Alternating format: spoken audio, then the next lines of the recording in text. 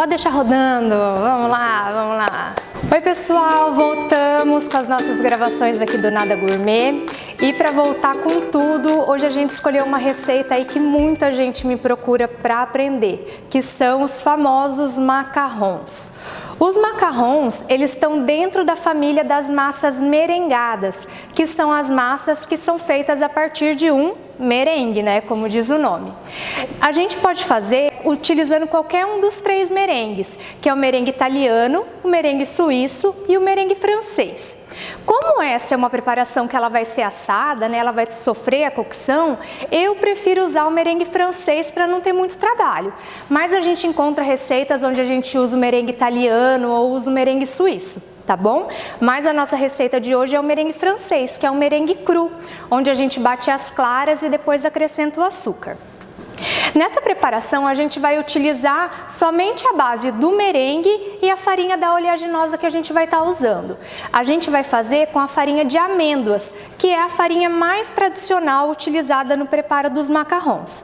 A farinha de amêndoas ela é muito boa porque ela é uma farinha neutra, ela não tem um sabor muito pronunciado. Então é mais fácil da gente colocar os recheios. Então a gente pode colocar um recheio mais cítrico, mais frutado, que vai estar combinando.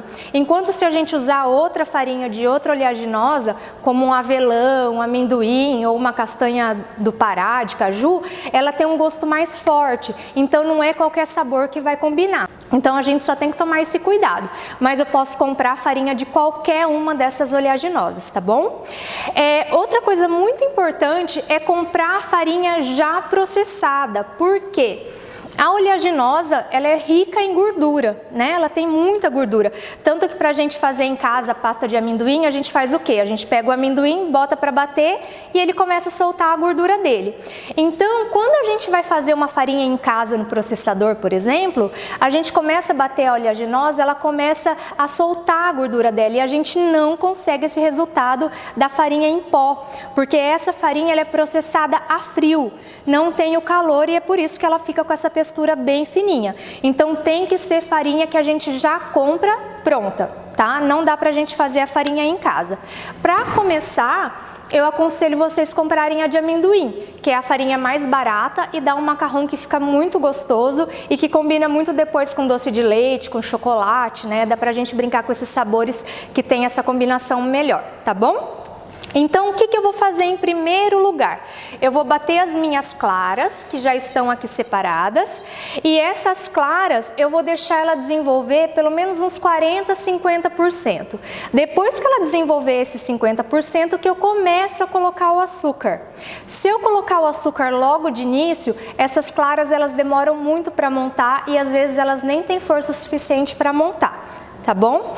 E para bater com a clara, a gente vai usar o açúcar refinado, que é o açúcar tradicional que a gente mais usa. Enquanto isso, junto com a farinha de amêndoas, eu vou misturar um pouquinho de farinha de açúcar de confeiteiro, que é um açúcar que vai servir aqui para deixar essa farinha mais soltinha, tá bom? Então, vamos iniciar o nosso preparo. Enquanto isso, a gente vai mostrar aqui para vocês os nossos ingredientes. Então vamos lá, a gente vai colocar as nossas claras então para bater. Estou colocando aqui na batedeira as claras. Depois toda a relação da quantidade dos ingredientes vai ter na descrição do vídeo e vai estar escrito aí para vocês, tá? Ó pessoal, agora já desenvolveu aqui as claras e agora que eu começo a colocar o açúcar aos poucos. Daí vou colocando ele aqui na lateral, com ela ligada. E vou deixando bater.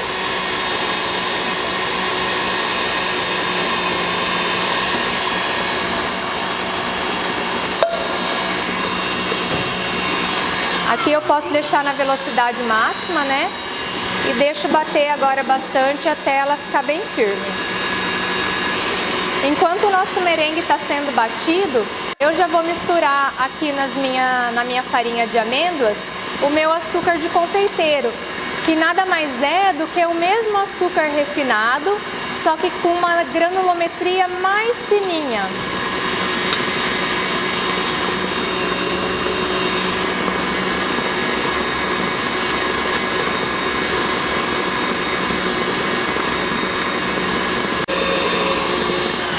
A gente sempre dá uma paradinha, abre a batedeira e dá uma limpadinha na lateral, porque o açúcar sempre sobe. Então eu limpo bem, para não ficar com esse açúcar aqui solto, né? E volto a bater.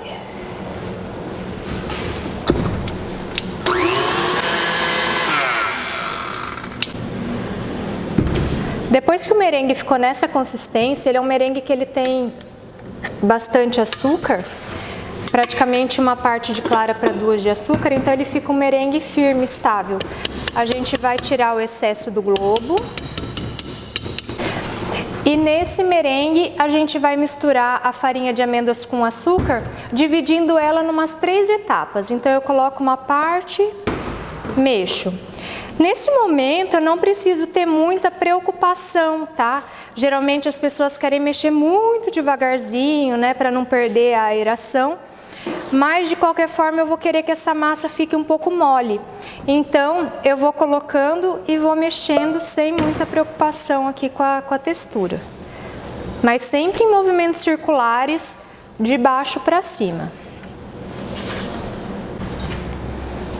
Aqui agora o restante. E vou incorporando.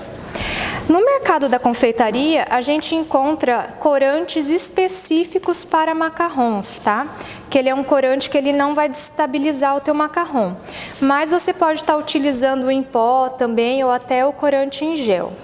O ideal é que o macarrão fique numa consistência onde ele não dê pico, ele não pode ficar duro do jeito que ele está ficando. Tá vendo que do jeito que ele para, ele fica. Ele tem que ficar numa consistência que ele, assim, lentamente ele se esparrame, para que ele fique bem retinho. Então a gente vai fazer um processo que a gente chama de macarronagem, que é de bater essa massa até que ela fique nessa textura um pouco mais mole. Então eu pego e com a própria colher, ó, eu mexo sem ter medo e vou vendo o meu ponto. Se ainda está muito firme, eu pego e mexo mais um pouquinho.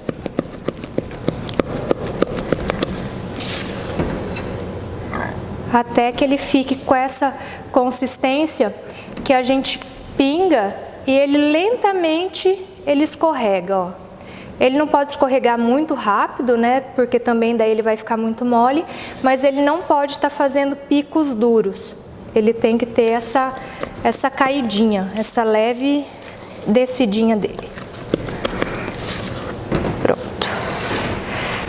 Agora a gente vai colocar os macarrons sobre o nosso silpá.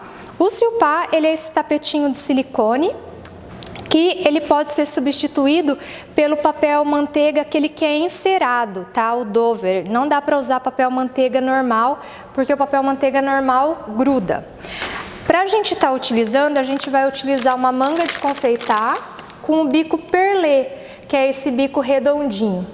Esse daqui tem mais ou menos uns 7 milímetros aqui de diâmetro, mas pode ser um pouco maior, um pouco menor, o que vocês tiverem em casa, ou às vezes até mesmo cortando o saquinho.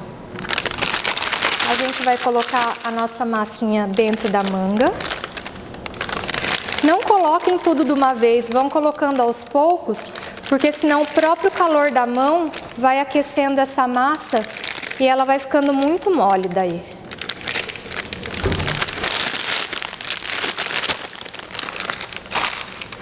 Antes de eu pingar, eu vou mostrar para vocês como que a gente faz para delimitar o espaço do macarrão. Vou pegar um aro no diâmetro que eu queira estar utilizando, eu sujo ele na própria massinha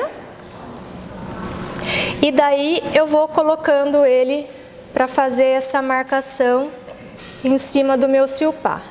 Isso ajuda a me orientar e também ele ajuda a delimitar o macarrão, para o macarrão não se espalhar muito. Para fazer, a gente pega, deixa a mão em 90 graus, aperta, aperta, aperta e tira redondinho. A minha mão está em 90 graus, eu deixo mais ou menos com 1 centímetro de altura, aperta, aperta, aperto, paro, tiro redondinho.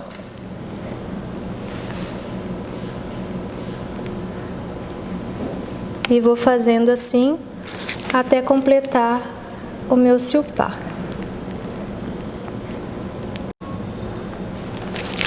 Depois que eu fiz isso, dá pra ver que ele ainda não está tão lisinho. Então, para ele ficar lisinho, eu dou umas batidinhas, que daí sai o ar, né, se tiver alguma bolha, e ele vai ficar mais lisinho em cima. Tá? Não precisa ter medo de bater. Depois que eu bati, vocês conseguem ver que o nosso macarrão está bem brilhante. Isso quer dizer que ele está úmido ainda. O que eu vou fazer? Eu vou deixar ele descansando por pelo menos de 40 minutos a 1 hora, para que ele crie uma película sobre ele, e na hora que ele estiver assando, em vez da umidade dele rachar ele e sair por cima, ela sai por baixo, e é daí que a gente consegue aquela sainha tão tradicional do macarrão. Então a gente deixa ele secando para depois levar ele ao forno para assar, tá bom? Então, do jeito que tá aqui, eu deixo ele ali de lado.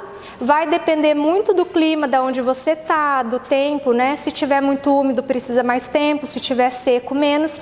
Mas a gente vai ver porque ele vai ficando opaco, ele vai perdendo esse excesso de brilho.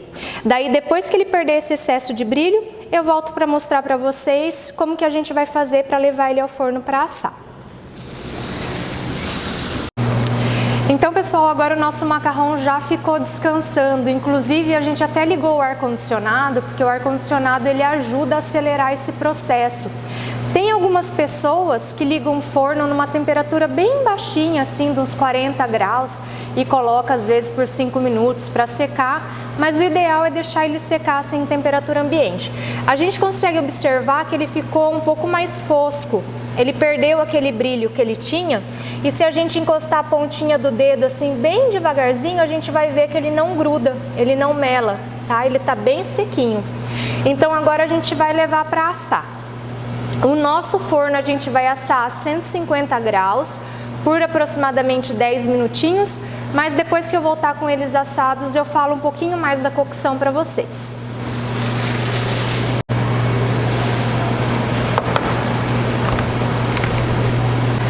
Pronto, a gente acabou de tirar o nosso macarrão do forno e agora eu vou deixar ele esfriando aqui em cima do silpá, dentro da assadeira ainda quente.